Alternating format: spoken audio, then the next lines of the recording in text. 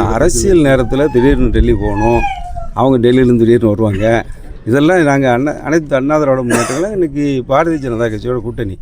இதை மட்டும் கேட்குங்க. கனிமொழி திடீர்னு டெல்லிக்கு போகிறாங்க, அவங்க தேசிய கட்சியோட கூட்டணி வச்சுருக்காங்க காங்கிரஸோட. அவங்க எத்தனை வாட்டி இப்போ போனாங்க? அவன் தேசிய தலைமைங்கும்போது அங்கே இருக்கின்ற நேரத்தில் அவர்கள் இங்கே வருவார்கள். சந்தர்ப்பவசமாக நாங்களும் சென்று பேச வேண்டிய கூட்டணி என்று ஒரு தேர்தல் கூட்டணி என்று வந்த நேரத்தில் யாரும் அவர்கள் இங்கே வந்து சந்திப்பதும் நாங்கள் அங்கே சென்று சந்திப்பதும் இது வாடிக்கையான விஷயம்.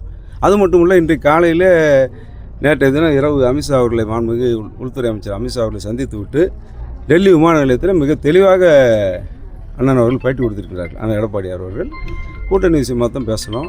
பிரதமர் வந்தார், நான் அந்த நிகழ்ச்சி முடித்தேன். பிறகு இரவோடு இரவாக பிரதமர் சென்ற பிறகு வந்ததுனால நான் வந்து சந்தித்து விட்டு திரும்பி விட்டேன். நல்ல முறையில் பேசியிருக்கணும்னு சொன்னால் சிலது வெளிப்படையாக ஒரு கூட்டணின்ற நேரத்தில் யார் தான் வெளிப்படையாக சொல்லுவாங்க? இப்போ திமுக பேசிகிட்டே இருக்காங்க, எந்த கட்சிக்கு எத்தனை கட்சி கூட்டணி சீட்டு கொடுத்தீங்களான்னு நீங்கள் கேளுங்க பார்ப்போம். யாரும் சொல்ல மாட்டாங்க. வெளிப்படையாக சொல்ல எல்லாம் இறுதி கட்டத்தை அடைந்த பிறகு இன்னும் தேர்தல் அறிவிப்பாக வரல. அதுதான் மாண்புமிகு எடப்பாடி அவர்களும் சொன்னாங்க. நாங்கள் பேசியிருக்கின்றோம். பேசின விவரத்தை வெளிப்படையாக எந்த அரசியல் கட்சிகளும் எந்த கூட்டணி தலைமை தாங்க கட்சிகளும் சொல்ல மாட்டாங்க. ஏன்னா அது நாங்கள் பேசி ஒரு முடிவை எட்டுகின்ற நேரத்தில் அதுக்கு முன்பாக சொன்னால் அதால் கூட சில பிரச்சனைகள் வரும். அது எந்த கூட்டணியாக இருந்தாலும் சரி. எனவே விரைவில் கூட்டணி பங்கீடு நல்ல முறையில் சுமூகமாக நடைபெற்று இந்த கருத்தை சொல்லிட்டார். அப்போ அதிலே முடிஞ்சு வச்சு காங்கிரஸ் கட்சி வெளியேற மாதிரி இருக்குது, திமுக தாவி போட போகிற மாதிரி இருக்குது. அப்படியே தாவேக்கா கொஞ்சம் வளர்ச்சி பெற வாய்ப்பு இருக்கா?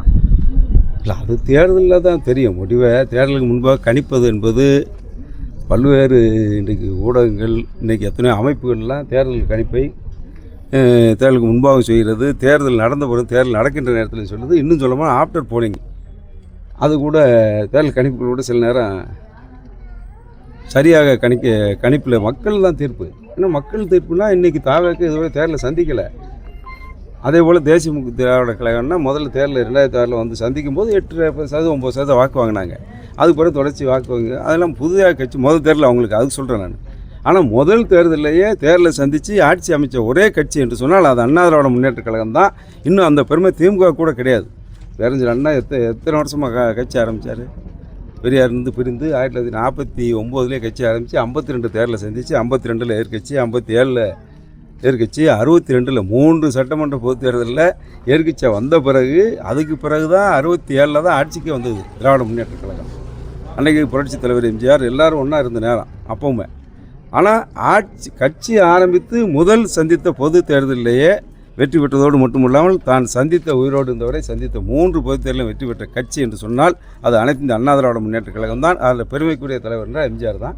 எனவே இவங்க வந்தவங்கள வரட்டும். தேர்தல் களத்தில் நிரூபிக்கப்பட்டதை முன்னாலே நம்ம கணிக்க முடியாது.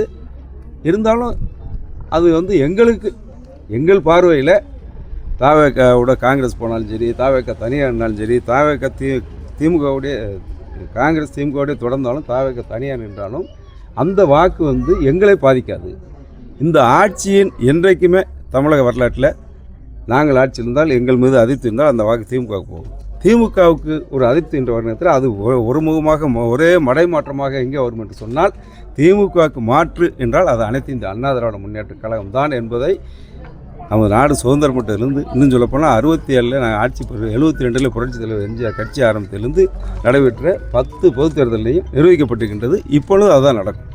கர்நாடக பொறுத்தளவு வந்து அதிமுக திமுக அப்படிங்கிற 20 வருஷத்துல இருந்துச்சு. ஆனால் இன்றைக்கி புதிய கட்சிகள் வந்திருக்கு. தேசிய கட்சிகளும் ஆட்சியில் பங்கு வேணும் அப்படிங்கிற நோக்கத்து போது இதை எப்படி பார்க்குறீங்க? தமிழ்நாடு போது திராவிட கட்சி தான் ஆட்சியில் இருக்க வாய்ப்பு இருக்குது, இல்லை தேசிய கட்சி உள்ளே வர வாய்ப்பு இருக்குது? உள்ளே வர வாய்ப்பே இல்லை என்னை பொறுத்தவரை. ஏன்னா அவங்களும் எங்கிட்ட எங்கள் கூட்டணியில் யாரும் ஆட்சியில் பங்குங்கிற குரல் எங்கிட்ட இல்லை. இன்றைக்கி திமுகவில் தான் ஒழிக்க ஆரம்பிச்சிருக்கு. அது ஏன்னா அவங்க தயவோடு திமுக ஆட்சி ஒரு கட்டத்தில் நடத்தினாங்க. 2006 அவங்க மைனாரிட்டி தான், மெஜாரிட்டி ஆட்சி கிடையாது. அதுதான் அம்மா அவர்கள் மைனாரிட்டி ஆட்சி சொன்னாங்க. காங்கிரஸ் பங்களிப்போடு ஆட்சியை தொடர்ந்தாங்க. அவங்க மத்தியில் 2 முறை அவங்க ஆட்சிக்கும் போது திமுகவுக்கு வாய்ப்பு கொடுத்தாங்க. அந்த அடிப்படையில் அவங்க கேட்குறாங்க. அது அவர்கள் கூட்டணி சார்ந்த விஷயம். அதுக்கு மேலே அது நம்ம கருத்து சொல்கிறது என்பது அவர்களுடைய விருப்பம். அது கூட்டணி ஆட்சியில் பங்கு கொடுப்பாதும் திமுகவின் விருப்பம். அந்த குரல் எங்கள் கூட்டணியில் இல்லை என்பதுதான் தெளிவானது. கடந்த காலங்களில் நான் செய்த சிறு தவறுகளால் மக்களிடம் நம்பிக்கைத்தன்மை ஏற்படுகிறது. கடைசியாக அதிமுகவிடம் கூட்டணி வைத்ததால் இமயம் போன்று இருந்தவன் இந்த படும் பாதாள தளத்திற்கு தள்ளப்பட்டு வைகோ சில தினங்களுக்கு தன் கருத்தை பதிவு. இதை பற்றி ஒரு நிலைப்பாடு. வைகோ வந்து யாருமே மரியாதைக்குரிய அண்ணன் வைகோ அவர்கள் ஒரு திராவிட முன்னேற்ற கழகத்தில் நீண்ட காலமாக பயணித்தவர். பேரறிஞர் அண்ணா காலத்திலிருந்து வந்தவர். இன்னும் சொன்னால் கலைஞர் கருணாநிதிக்கு நம்பிக்கையுரியாக இருந்தார்.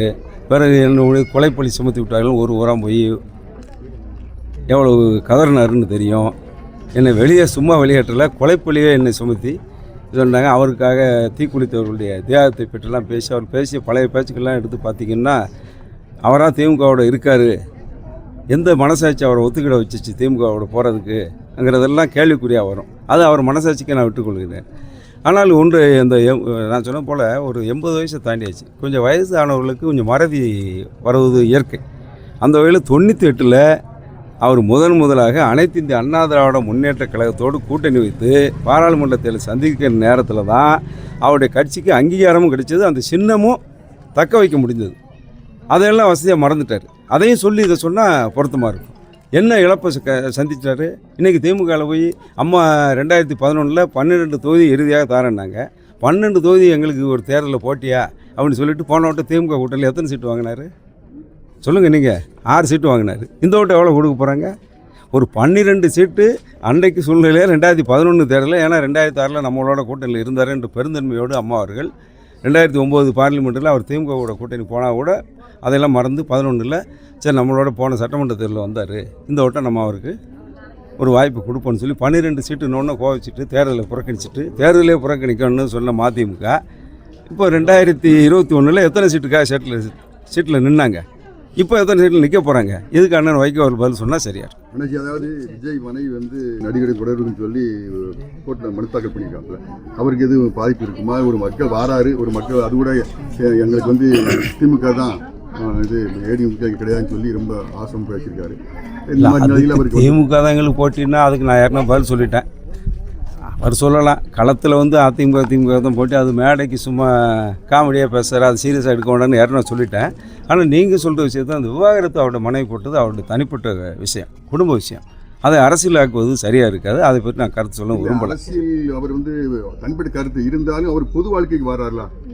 பொது வாழ்க்கை வரும்போது அவர் நான் ஒரு முதலமைச்சர் வரணும், முதலமைச்சர் வந்து இப்படி ஒரு விமர்சனத்தோடு வர்றது வந்து மக்கள் ஏற்றுக்கொள்ள. எந்த வாழ்க்கையில் இருந்தாலும் எல்லாருக்கும் ஒரு குடும்பம் இருக்குது.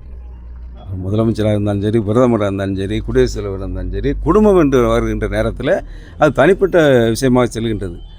அது மக்கள் பார்த்து முடிவெடுக்க வேண்டிய விஷயம்தான். அதில் நம்ம கருத்து சொல்கிறது சரியாக இருக்குது.